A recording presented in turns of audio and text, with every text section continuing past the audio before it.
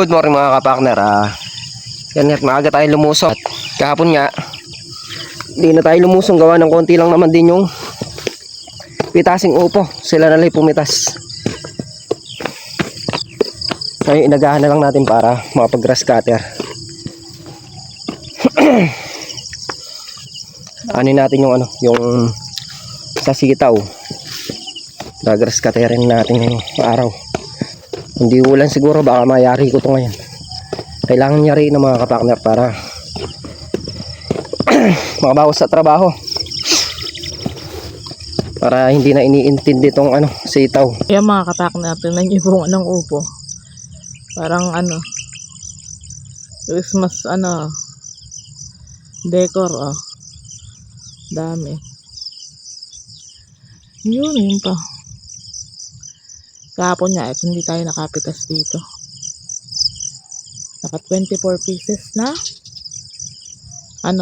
good. Tapos ang presyo ay 15 mga kapartner. Ayan.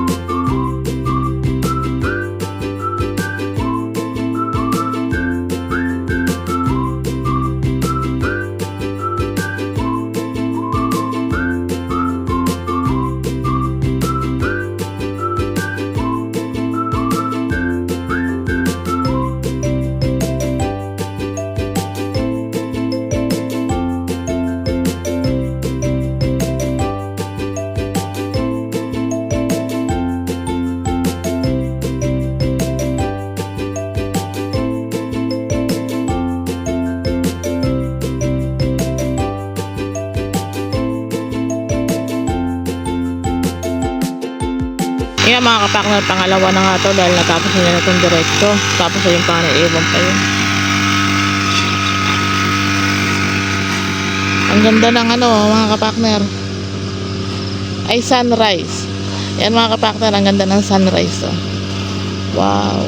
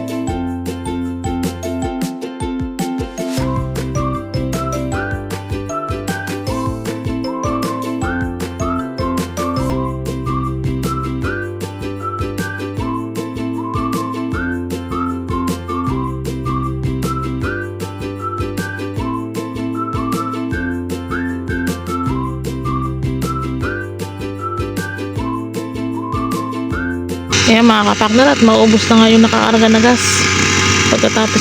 Pagkaubos ng gas ay naahon muna kami.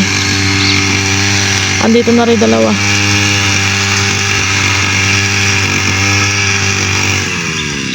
Yung mga kapakner, bali ang natitira na lang yung nandun sa mga baba na yun. Mga putol-putol na yun. Siguro matatapos na yun. Nadamuhan to.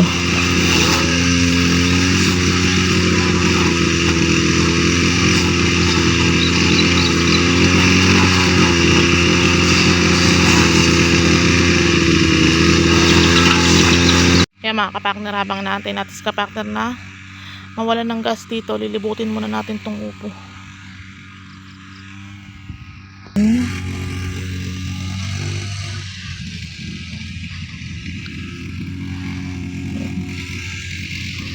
yung kamyas ni Sergio, no? Ayun na, oh. Madami na ulit po ngayon. Yan, maglalabasan na dito.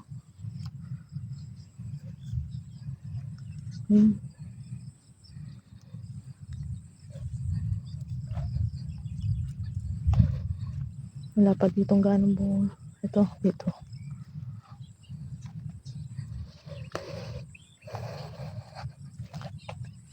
Tingnan natin kung may kagat ng bayakan. Ayun dun, dami din bunga. Napitasin.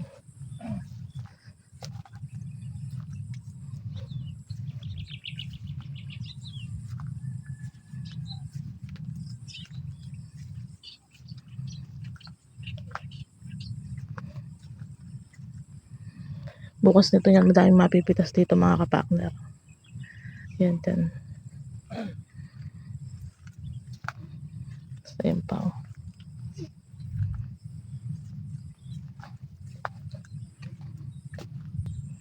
Madami na rin mga bunga mga kapakner. Ayan, oh.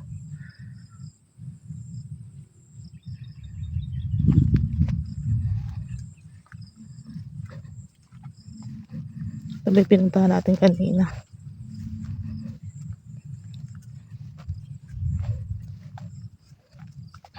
Yan, o.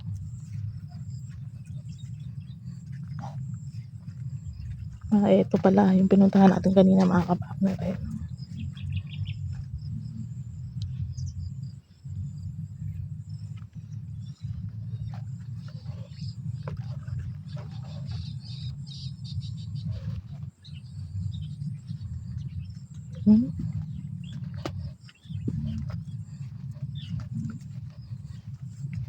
Yung mga kapakner, at ahon nga muna tayo kung naubusan tayong gas. Yan o, nakakulang 2 oras tayo nag-grass cutter. Sadsaran, kalahati, kaya lang walang humpay. Ngayon lang tayo huminto, gawa ng malamig kanina, kaya inapor natin. Bali may natitira na lang 4 na dahis na maigsi. Tatapusin natin ngayong araw yan para bukas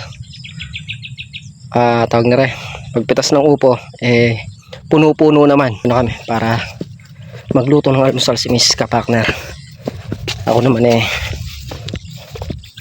grass cutter na din mga kapakner, at umahon nga tayo para magumagahan.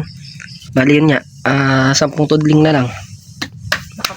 Si Katrops nag-spray dito sa may kalamansi. Ako doon ako pupukol sa sitaw mga kapakner para matapos na.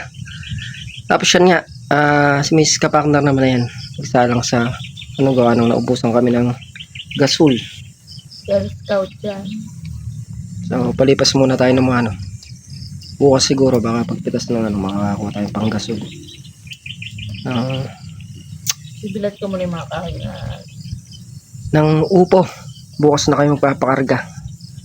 Mahirap pagka walang gasol mga kapakner, gawa ng yung kahoy nga, tapos pagka umuulan pa wala tayong kahoy dito. Yan ang pinaka talaga sa lahat. Buti nga yung binili natin nakaraang gasol, maabot ng halos 3 buwan. Nandito pa yung mga bata nung bumili yan July, June. Hindi ako nagkakamali. July. August, September, 3 buwan mahigit.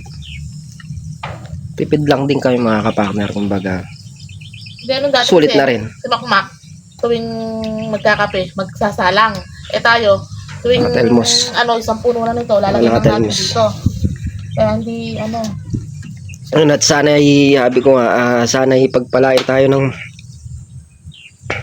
nasa itaas do sa bunga ng upo at saka sa presyo para naman kumita kami. Kasi yung sa sitaw talaga mga kapakner, ito talaga tawag na rin, palaos na rin yung sitaw. Kumbaga sinadsad lang tayo ng sitaw mga kapakner. Sinadsad lang kami para maka sa upo. Yun nga, bukas pitas ng upo. Aga na lang tayo bukas. Agahan na lang namin, gawa ng para makapag salang din sa kahoy, kasi bukas pa lang kaya rin ang pitas siguro makakabili ng tangke niya. Bibilad na ako ng ilang pirasong kahoy dito. Yung mga kapakner, tampayanan nga lang natin yung gas. Nagpabili na tayo kay Katrops ng gas. Kasi bumili siya ng gas dito para sa spray. Na. Baka mag-grass cutter din. At nagpabili tayo para mayari na yung sa sitaw. Para bukas, ano na lang yun, yung puno-puno. Medyo labas na yung talbos mga kapakner. Aabutan na tayo nung kapag hindi pa natin inasikaso. Yan mga kapakner, bali, yan nga, napitas na ni Katrap sa ni parang Carlo yung sitaw. Yan ang napitas nila. Dahil tayo nga, hindi tayo mimitas gawa ng maga pa lang. Doon na ako pumukol sa sa grass cutter. Coffee break. Tapos yung upo nga, binidyo mo, di ba? Napakaraming bunga, kaya lang kahapon talaga konti lang yung napitas, nakadalawat. 24 piraso lang, no? 24 pieces. Yung unang halaw nun, 3. kulang 30 pieces. 30 pieces. Tapos yung kahapon, 24 pieces. Pero yung susunod na pitas na yan, maraming mga alanganin. Tsaka yan kasi, kaya konti lang yung naging bunga niyan sa ngayon. Dahil yung dingding, tinanggal natin. Hindi naman kasi pang yung dingding, patutuloy niya. Maraming ang bunga, maliliit lang. Kaya tinanggal namin. Ngayon, ang bulto ng bunga niyan, nandun sa itaas. Kapag gumano na lahat yan, doon makikita yung bunga ng uko mga kapakner. Talagang magbibigay ng magandang bunga yan. Kaya ganun tinatanggal namin yung ilalim. Wala rin naman kwenta kasi yung sa may mari-reject lang. Bali, titinor ni Mrs. Kapakner to, tapos magkakape lang. Yari natin magkape doon na tayo pupukol sa may balag doon. Yan mga kapakner, tinorin na natin to. Para pagdating, Para pagdating ni Jairo, kukuhanin na lang ni Jairo. Diba Jairo? Jairo.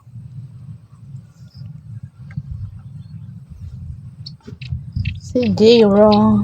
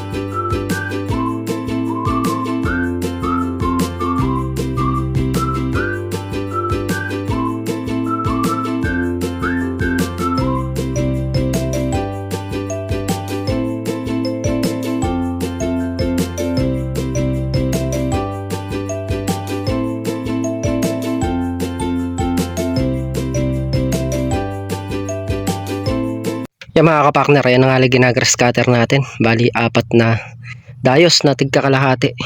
Yan, 1, 2, 3, 4, 5 block na lang pala. Yan, bali, yayariin lang natin yan. Tapos kami uwi na, gawa ng sobrang init mga kapakner. Bukas na lang uli ng maga. Aga na lang namin yung lusong.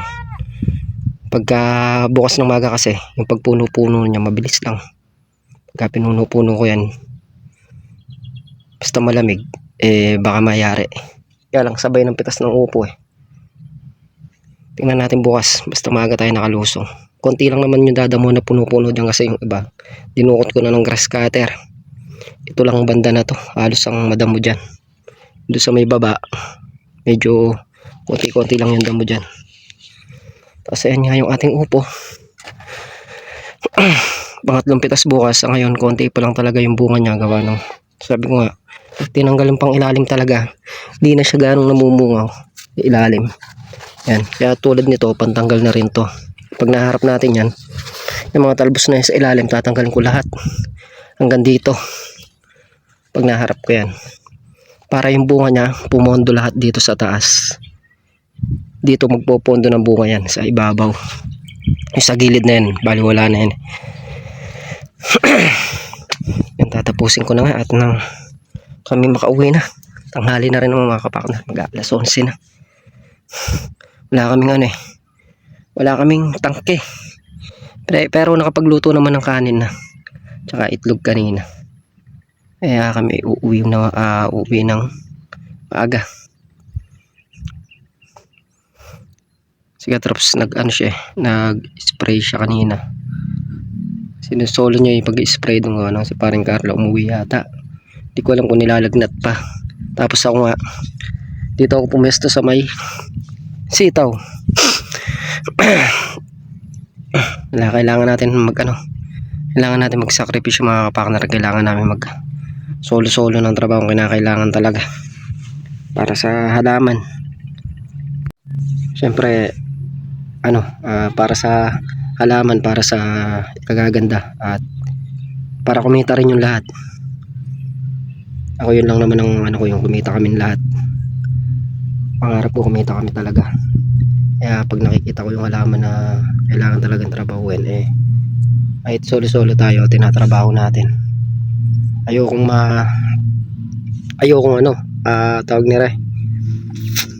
masayang yung mga pinagpagura namin simula nung pag-umpisa pa lang, pagtatayo ng balag. Siyempre yung palang trabaho na. Kaya ako sinisikap kong mayari yung trabaho dito at trabahuin talaga ng gusto yung mga gulay, kasi para din sa amin lahat to. Hindi naman din para sa akin to. Kung tatrabahuin namin ng maayos, pare-parehas kami makikinabang. Ako yun ang ko talaga, para sa kakikita ng lahat, hindi lang ng hindi lang ng isa, kami lahat talaga. At yung mga kapakner nga, at tapusin ko na nga to para tayo makasibat na. Hindi na natin kukunan, gawa ng wala tayong stand, cellphone lang yung gamit natin Yung mga kapakner, at natapos ko na ang grass cutting lahat. Bali yung natatanaw na damo na yan, yan yung nasa sitaw. Pakunti-kunti na lang yan. Bali yung nandun malinis na Pahapyaw-hapyaw na lang pagdadamo dyan. Siguro pagka ako nagdamo nito mag-isa, pag malamig hanggang tanghali, mayayari ko tong luwang na to. Pero bukas na natin magatitirahin yan, gawa ng sobrang init. Yan lumitaw yung aming sitaw, di na nakalubog sa damo. At yan mga kapakner, hanggang dito na nga muna yung ating simpleng video. Muli po, thank you po sa suporta, tiwala. Ingat po ang lahat, and God bless. Bye bye.